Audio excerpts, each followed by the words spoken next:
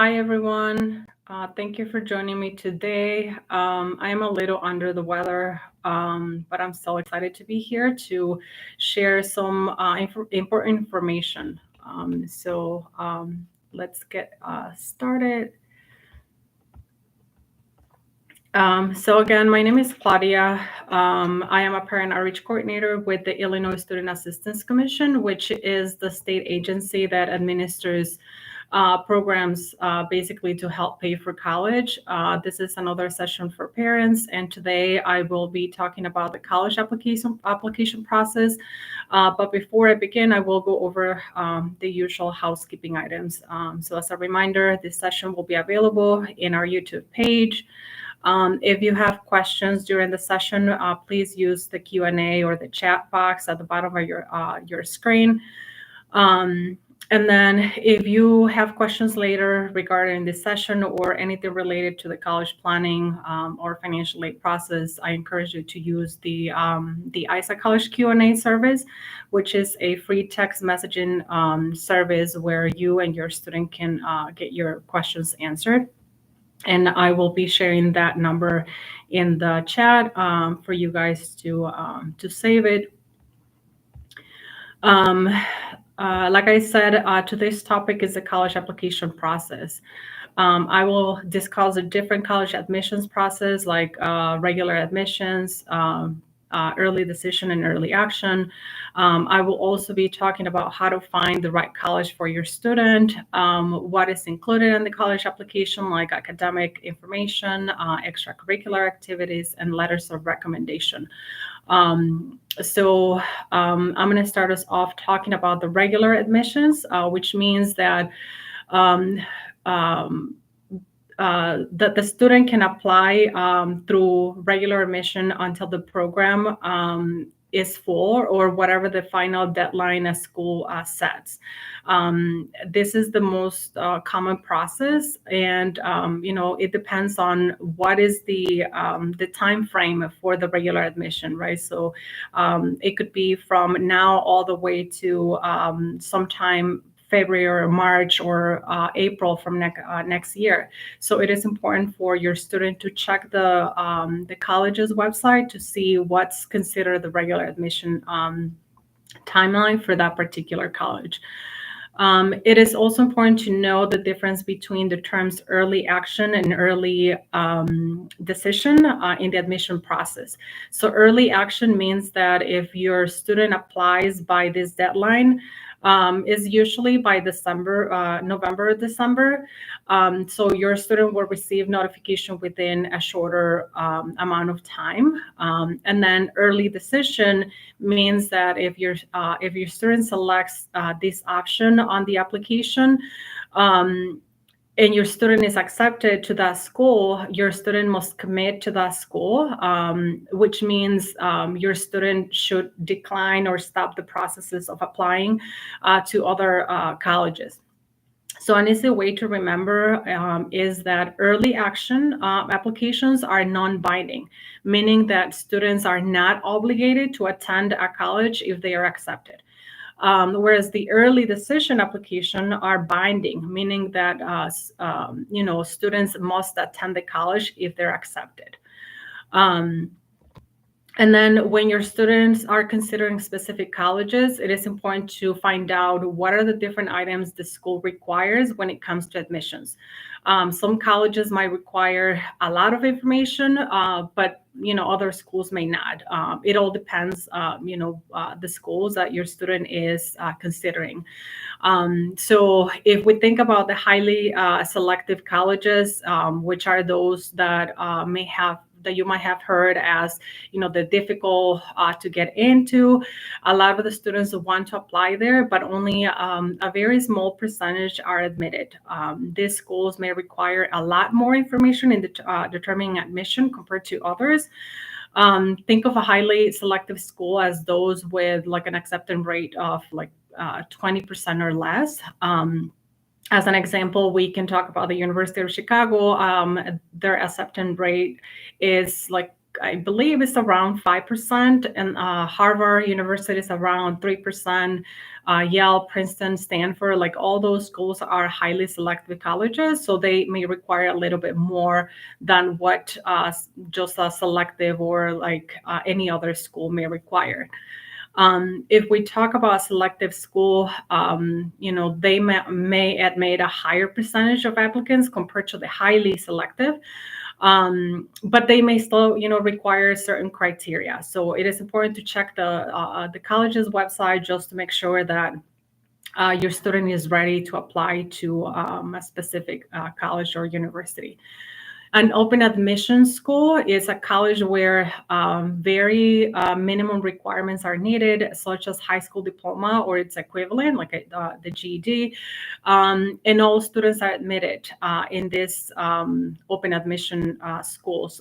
For example, community colleges are considered open admission schools because it doesn't matter what their GPA is. They're not competing against anybody, or they don't require a lot of the criteria other colleges ask for. So as your student starts to look at different colleges, it is important that they know their GPA and test scores in order to have an idea whether or not a school is a good fit per se. Or in other words, your student can match themselves to the college's admission standards by comparing their GPA, their test scores, and class rank to the average the school they're considering applying to. So, for example, if your student's GPA or test scores or the class rank are within the middle range of admitted students at that school, your student is pretty likely to be accepted. But if your student's GPA or test results are below the college's average, chances are your student will not be accepted, or it will require extra effort on your student's part with maybe writing a good essay, maybe an interview, or they might even, get the opportunity to get recommendations to possibly be admitted. Now, this doesn't mean that your student cannot apply. They can still, try and see if there is, different opportunities for them to be admitted into this college. That is why it's important to make sure your student visits each college's website, like I mentioned, to see those requirements before applying or even before submitting the application. Now, where can we find these college applications? So applications can be found in more than one format. Just about every college has an online application, but they also have the paper applications. Like almost nobody fills out paper applications, but they are available as well. If you go to the college's website, usually they have large buttons on their homepage that says apply here, apply now. Or you can also go to the admissions tab on the menu bar, and then you'll find the section for applying. In addition to paper or online applications through the college's website, your student can also apply to colleges via the Common Application, known as the Common App. You might probably have heard about it. The Common App was created by a nonprofit organization in collaboration with many colleges and universities to have a standard application, meaning that there is one application for multiple colleges, and this is very beneficial when your student is applying to more than one college. So when the student uses this option, they will be completing one application, but they would have to add like all the colleges there. So if the student is thinking about 5 colleges, they can add those colleges into their Common App. And then if each of the colleges required an extra item like additional questions to be answered, then the student can access that college through the Common App. But basically, the general information from the student will be on the Common App. I believe here in the state of Illinois, there are 48 colleges that uses the Common App. So it is common that a lot of schools are using this now instead of like going one by one, the websites one by one. So college applications are not exactly the same, but like I mentioned, they all share general information, and the major components are the application itself. There is a section for academic records, academic materials, and other possible materials that are required, depending on the different schools. So the general information that will be the same in all colleges applications. So the students' information, demographics, parents' information, and the program of interest. So all that information is general information that should be the same on all the applications. Um, and for the academic records, your student will have to submit their transcripts, which is an official document that shows their grades in all of the courses taken. And colleges use those transcripts to assess your students' basically academic performance. If you're wondering where can you get those transcripts, your student can obtain those through their school counselor. And they can send them electronically and directly to the college or university. Depending on when your student applies, they may also need to send mid-year transcript. So for instance, when my son applied, he was asked to provide a mid-year transcript because he submitted his application before the end of the first semester.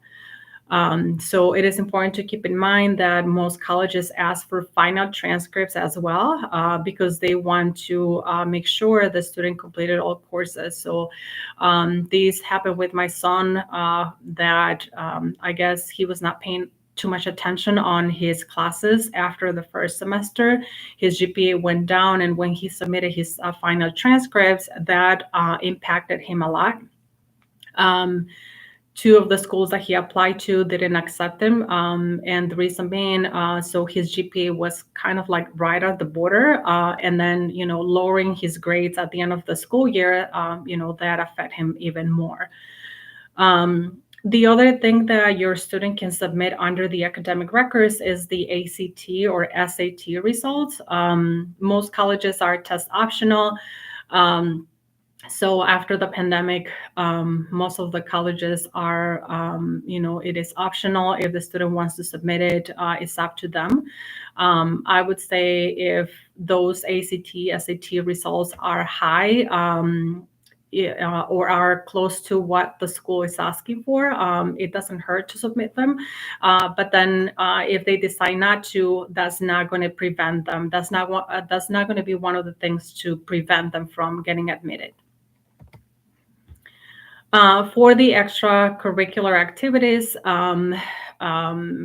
that's another thing that can influence admissions decision, because they help provide a more complete picture of the applicant, and their potential to contribute to the campus and the community as well.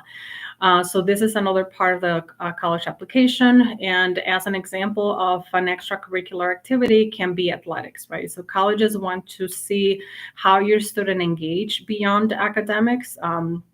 And playing a sport shows your students' dedication.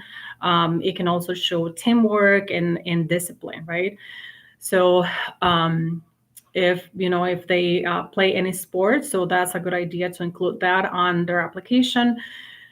Another example can be community service. So volunteering demonstrates your students' desire to give back and make a difference. So help your student find opportunities that align with their passions and interests. I always share that my son started very young to volunteer. I believe he was in sixth grade when he started volunteering, but he did not persist, right? So his excuse was always the lack of time. He was playing sports, and this was always, an excuse for not investing on volunteering. So time management here is another aspect for students to consider. And then another thing that can be included under extracurricular activities is your students' participation in clubs.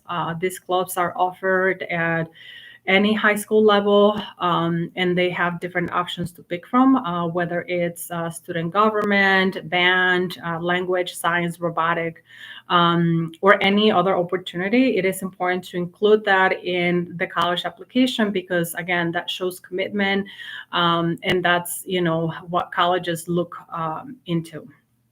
Finally, your student can also add their work experience, right? So even if your student is working a part-time job, it is important to put it there. And actually, some applications now have a separate section for work experience. And again, colleges want to see more than just grades. They want to see what's their level of commitment and responsibility. Another part of the college application process is writing an essay. Like I just mentioned, colleges want to know your students beyond their grades. So I encourage you to talk to your student and take their time when writing this essay. Typically, college applications include a specific question or a list of different prompts for the essay portion. And your student can pick one that feels more comfortable writing about. So these prompts often encourage applicants to reflect on their experiences, their values, aspirations, and this essay actually helps the admissions committee understand the applicant's personality and fit for the institution, right? So they want to recruit all the best students who have good grades, students who are committed, who have volunteer and things of that sort. I know a lot of students are now using AI when it comes to writing, but it is very important for the applicants to ensure their essays remain authentic and reflective of their own voice and experiences. And the most important thing here to consider is to take the time, right? Writing an essay is not just like writing paragraphs. You have to try to include everything that the question is asking for the student to write. So taking the time is super, super important. And then having someone like a teacher, a counselor, or even yourself, to proofread it, it's important.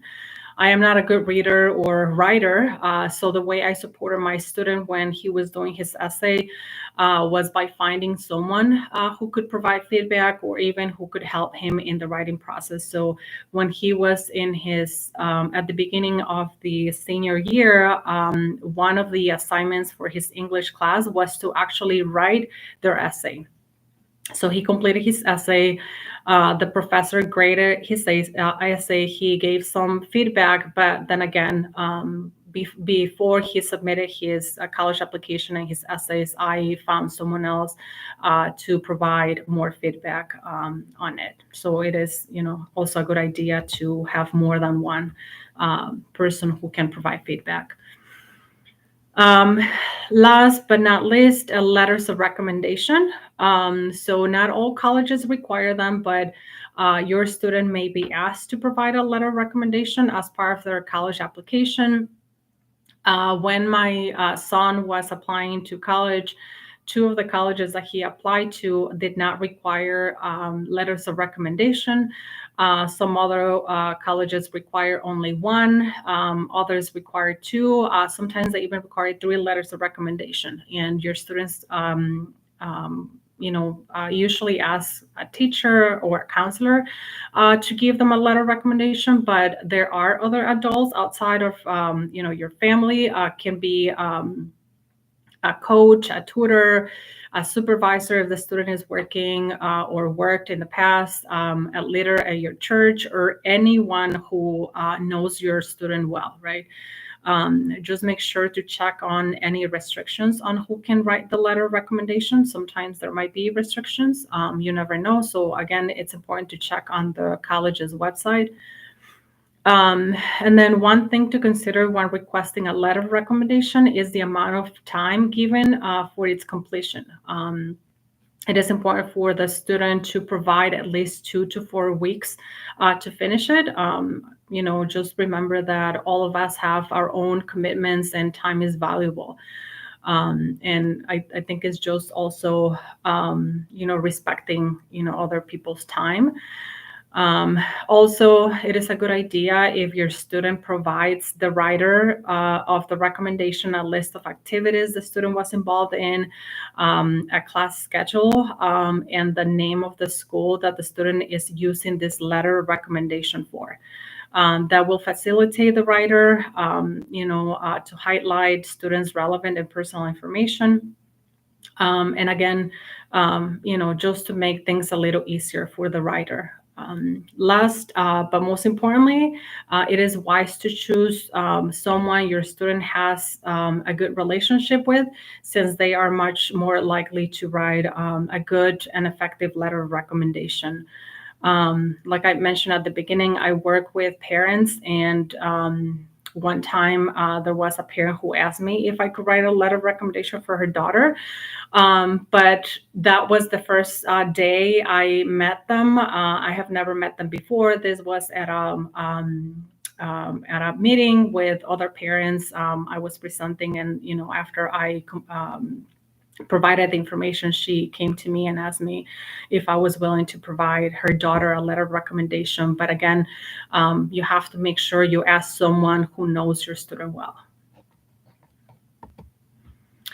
Finally, I only have a couple of things for you and your student to work on. Number one, have your student reflect on their interests and achievements. You're going to need that for completing your college application. Help your student to research colleges of interest and track their application deadlines. Have your student reach out to potential letter of recommendation writers. Again, it's important to start doing it now, giving them enough time to write those letters of recommendation, especially if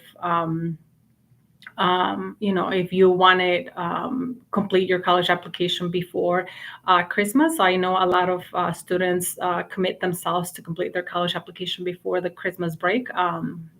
So again, important to give enough time for those letters of recommendation. And then number four, if you have a senior student, they can start their college application now if they haven't already. So I hope this information is helpful to you. As I finish up, remember that the college application process can be overwhelming. It was overwhelming for me and for my child. Remember, your student has many things to complete. I know it's their last year, but they still have to keep up with their grades. They have to apply to colleges, write their essay. They have to learn about financial aid. They have to complete their application. So there are many things that they still have to be focused on. So again, there is support available through your school, and we offer free services as well. Your student can connect with an ISAC core member for help with anything related to the college planning, college application, financial aid process. We are here to help you, to support you in this process. And we are now offering virtual meetings. I will be sharing that link in the chat just in case you prefer to meet virtually. But if you prefer in person, we're also willing to meet with you. So thank you for joining me today. And I hope you continue joining in future sessions. Again, this session will be saved in our YouTube page. If you like to share it to family and friends who think this information might be useful. And again, I will be sharing the ISAC College Q&A on the text, on the chat, I'm sorry. And then if you have any questions, feel free to share it in the chat.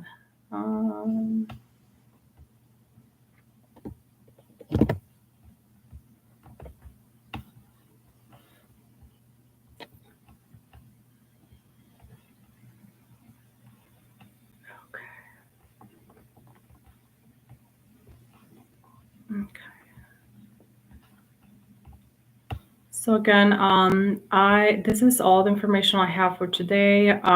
If you have any question, feel free to put it in the chat. Otherwise, that number is shared for you, 847-243-6470. This is a text messaging platform where you and your student can send us your question via text message.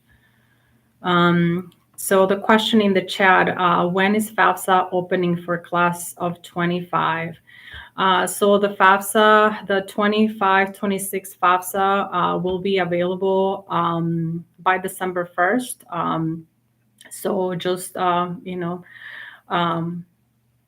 hopefully, by then you are ready to start completing it. So just so you know, before you start completing your FAFSA, you and your student will need an FSA ID, or now a lot of people is calling it the studentaid.gov account, which is basically the same thing. That account will allow you to go into the FAFSA and sign your FAFSA. So if you're interested in creating that account, you can do that now. It is recommended to have that account ready 3 to 5 days prior to starting your FAFSA. So again, December 1st, and the studentaid.gov website is there for you to create that account.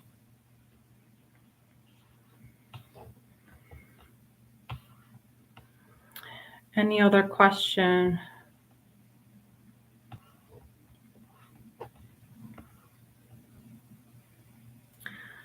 My recommendation is just to keep an eye, just to be there for your students. Like I mentioned, my son is a freshman in college. His last year was very overwhelming. He was waiting for me to help him do a lot of things, including completed the FAFSA for himself. But there are certain things that they have to be responsible, right? They're already 18 or about to be 18. So we need to give them also, their responsibilities. Since once they start college, they will be considered adults.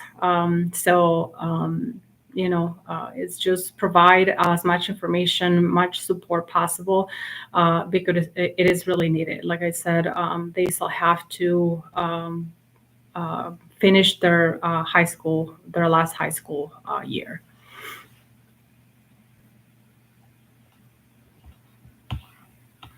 Okay, so if there is no other questions, again, I invite you to use the ISAC College Q&A number. If you have questions later, share with your students, and we can answer your questions via text message.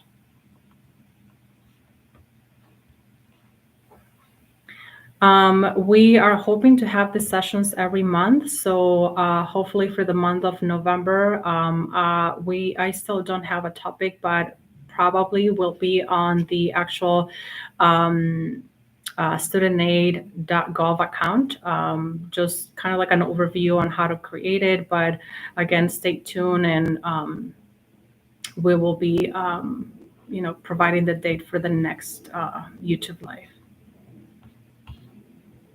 Thank you so much. Have a good night, and we'll see you soon.